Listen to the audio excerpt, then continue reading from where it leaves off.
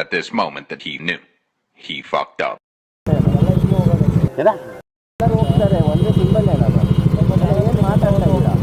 ಏನು ಮಾತಾಡ್ತಾ ಇದ್ದೀರಾ ಎಲ್ಲಿ ಯಾರು ಹೇಳಿ ಅಲ್ಲ ಅದು ಕರೆಕ್ಟಾಗಿ ಕೇಳಬೇಕು ಬಂದ್ಬಿಟ್ಟು ಇಲ್ಲಿ ಸೈಡ್ ಅಂದ್ರೆ ಅವ್ನು ಅಂಡ್ರು ಬೇರೆ ಹಾಕಿಲ್ಲ ಕಣ ಪಂಚ್ ಡೈಲಾಗ್ ಹೇಳ್ಬಿಟ್ಟು ಹೋಗ್ತಾ ಇದ್ದಾನೆ.